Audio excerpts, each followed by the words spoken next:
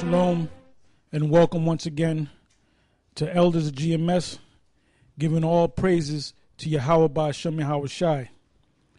Today's topic is entitled, Who are the Gentiles in Romans, the 11th chapter. But before we go into that, I want to go into this subtopic entitled, Mark Them. Now there was a situation, I'm not going to mention the camp. I'm just going to say what I know about this situation, and if the camp that we're talking about, wants to do a video on it and bring it out even further, they can. That's up to them.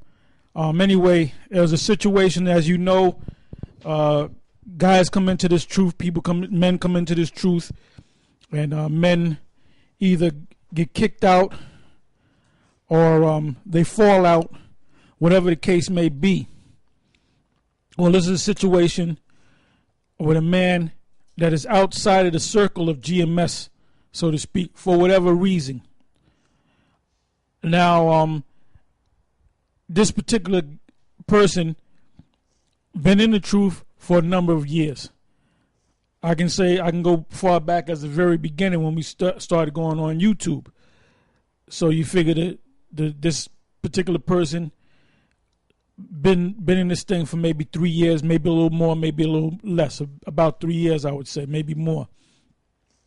And when this particular man came in, that was the same time when other men came in. So we had a lot of men coming to this truth from watching GMS, on YouTube, and watching the other Israelite groups on YouTube, but through the Spirit was led to follow GMS and found out that GMS gave them everything.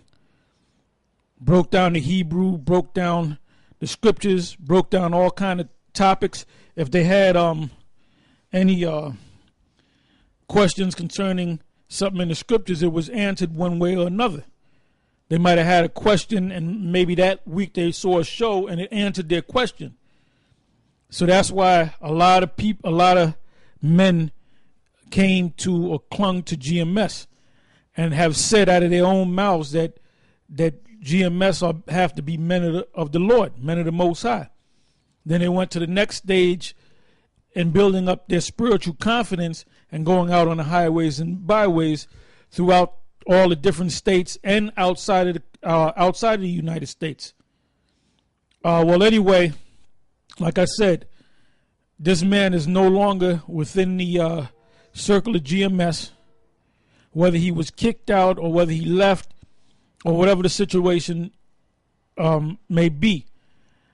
Now, what I found out, and I knew about this from the old school, from One West back in the 90s, when guys fall out or get kicked out, what they do is they still think that they're in the truth, but instead of them going out there and trying to go out there and just teach, they look on the men that were still in the truth and try to get them to follow them. So that right there shows you that they're not men of the Lord, because they're not saying, well, look, I'm out of it, but I know the truth. I still honor the brothers, but I'm going to go out on my own and try to get as much fruit as I can, and just teach. Well, do that. And this is a situation between you and the Most High. But when you go to brothers that's already in the truth and try to bring them out of the truth to follow you by saying that GMS is going off on this, GMS is going off on that, that's wickedness right there.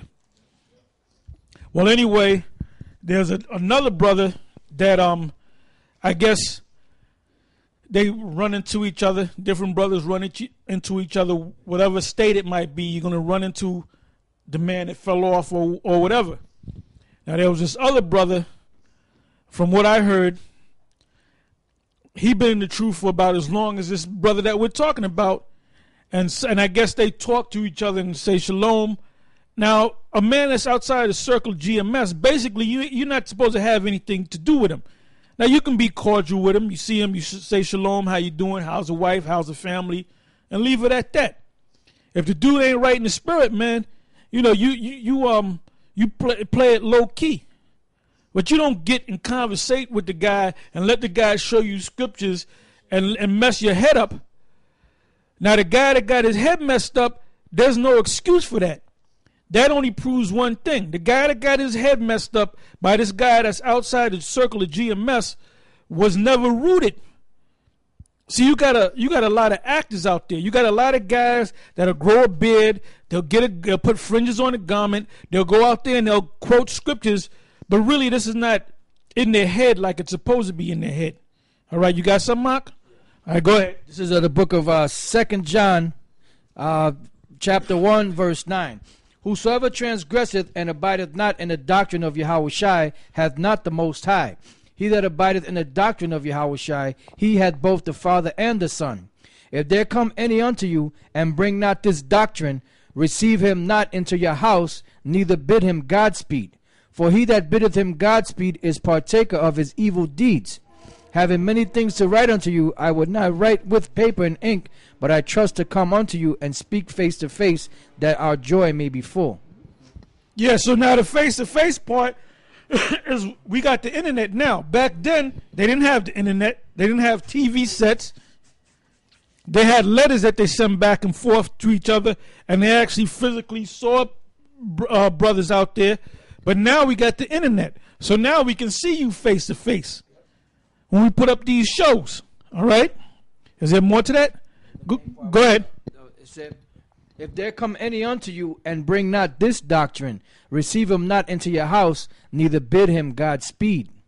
Exactly. So whatever we taught you, the Most High sanctioned us to teach you the truth. Because prior to us setting up videos on YouTube, ain't none of you guys was on the highways and the byways teaching the word. You didn't set up camps out there. You set up camps when you saw us, the men of the Lord, which now you are men of the Lord, and pillars and leaders. All right? Like the majority of them guys, like 3-4 years ago, they didn't even know they were Israelites. Exactly. So you didn't know anything. You thought you were an African American, you were Nubian, you were this, you were that, you were a child of the universe. Then you were, as you watched the videos, you grew into the videos, or you grew into watching those videos.